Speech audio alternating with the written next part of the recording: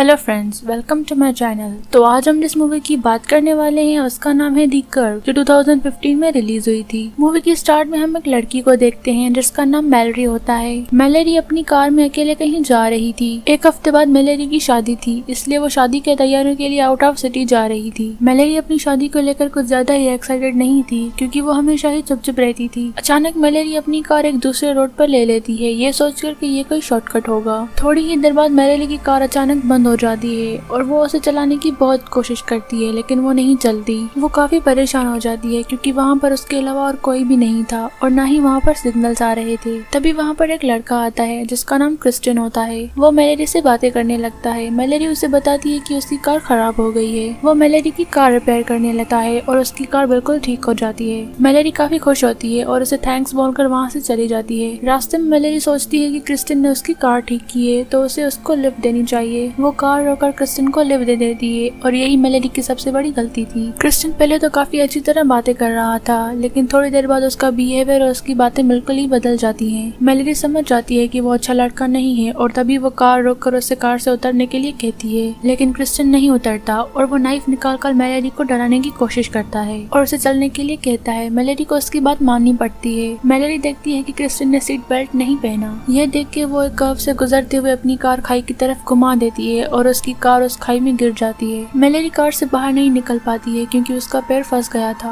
और क्रिस्टियन जो कार के बाहर था वो बिल्कुल ठीक था। वो मैलरी की मदद नहीं करता और उसे वहीं छोड़कर चला जाता है। मैलरी उस कार में काफी बुरी तरह से फंस चुकी थी। वो काफी चिल्लाती है लेकिन वहाँ पर कोई नहीं था। ऐसे ही रात हो जाती है और रात में मैलरी को काफी ठंड लगती है, लेकिन मैलरी की कार में कुछ कपड़े भी थे और एक बैटरी भी थी। मैलरी वो कपड़े पहन लेती है और बैटरी से एक हीटर भी ऑन कर देती है, लेकिन क्योंकि वो एक जंगल था तो वहाँ पर जानवर भी थे और वो सब मैलरी की कार के आसपास आ गए थे। यह देखकर मैलरी अपनी कार के हेडलाइट्स ऑन कर देती है, जिससे वो जानवर डरकर भाग जाते हैं। जैसे तैसे ही रात गुजर जाती है, लेकिन अगले दिन मैलरी के लिए और भी ज्यादा मुश्किल हो जाती है क्योंकि उसके पास ना तो खाना था ना ही पीने के लिए इतना ज्यादा पानी। वहीं पर रात हो जाती है और रात से सुबह, लेकिन मैलरी अभी तक वहीं पर फंसी हुई थी और उससे बचने की कोई उम्मीद नजर नहीं आ रही थी। तभी वहाँ पर क्रिस्टियन आ जाता है और उसे कहता है कि मुझे यहाँ से थोड़ी दूर एक केबिन मिला है और वो केबिन एक फैमिली का है, लेकिन वो फैमिली अभी यहाँ पर नहीं है। क्रिस्टियन अपने साथ खाना भी लाया था, लेकिन उसने वो खाना मैलरी को नहीं दिया और वो उसके सामने बैठ के खा रहा था। मैलरी की कंडीशन काफी खराब थी। ये देखकर क्रिस्टियन वहाँ से चला जाता है। फिर उसके बाद रात हो जाती है और मैलरी को अपनी कार से एक लाइटर मिलता है जिससे वो आग जलाती है और फिर काफी देर बाद जाकर उसे नींद आती है, लेकिन थोड़ी देर बाद वो उठ जाती है क्योंकि उसके ऊपर चूहे आ गए थे, लेकिन वो उस चूहे को मार देती है। उसे काफी भूख लगी थी, इसलिए वो उसी चूहे को खा लेती है। सुबह मैलरी की आँख खुलती है तो उसे अपना मोबाइल नजर आता है।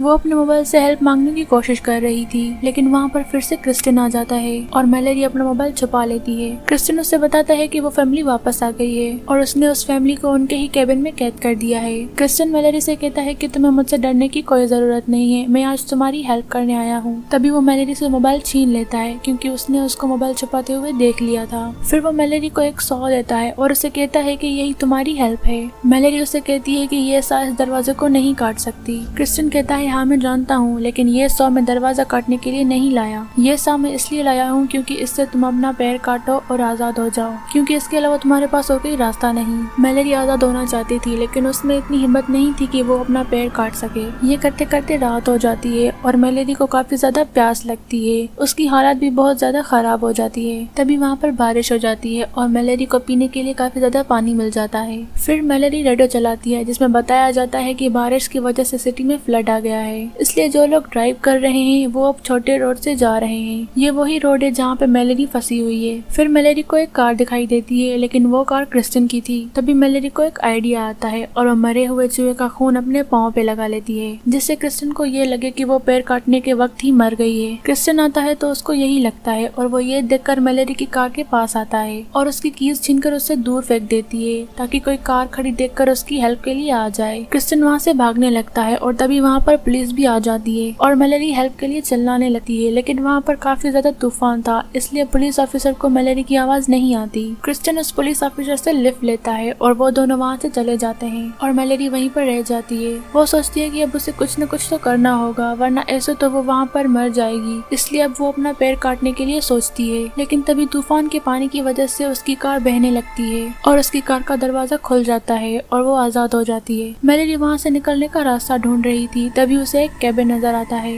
जहाँ से किसी के चीखने की आवाजें आ रही थी। ये वही केबिन था जिसकी क्रिस्टिन बात कर रहा था। मेलोडी वहाँ से निकल सकती थी लेकिन वो ऐसा नहीं करती और वो उस केबिन की तरफ जाने लगती है। वहाँ पर वह बहुत सारे ट्रैप्स देखती है और जो उस केबिन का मालिक था क्रिस्टिन ने उसको भी मार दिया था। वो पुलिस ऑफिसर जिसने क्रिस्टिन को लिफ्ट दी थी वो भी वहीं पर मरा हुआ था और क्रिस्टिन ने उस केबिन की एक लड़की को बांध के रखा हुआ था। मेलोडी उसे छुड़ाने की कोशिश करती है लेकिन तभी वहाँ पर क्रिस्टिन आ जाता है। लेकिन मेलोडी ने उस पुलिस ऑफिसर की गन ले ली थी। वहाँ पर उन दोनों की काफी लड़ाई होती है और मेलोडी क्रिस्टिन को वहाँ से नीचे गिरा देती है। क्रिस्टिन एक ट्रैप में गिर जाता है जहाँ पर उसका पाँव फंस गया था जिससे वो काफी जख्मी हो जाता है। मेलोडी उसकी मदद के लिए जाती है वैसे ही जैसे क्रिस्टिन आया था। वो उसे एक नाइफ देती है और कहती है कि इससे अपना पाँव काट के आजाद हो जाओ। ये कहकर वो उस लड़की को लेकर वहाँ से चली जाती है। क्रिस्टिन में इतनी हिम्मत नहीं थी कि वो अपना पाँव काट सके इसलिए वो वहीं पर ही मर जाता है और यहीं पर ये मूवी एंड हो जाती है। फ्रेंड्स, अगर आपको मेरी एक्सप्लेनेशन अच्छी लगी तो वीडियो को लाइक करें और दोस्तों के साथ शेयर करें, चैनल को सब्सक्राइब करें और साथ ही साथ बेल आइकन प्रेस कर दें। तो मिलते हैं अगली वीडियो में, तब तक के लिए बाय बाय।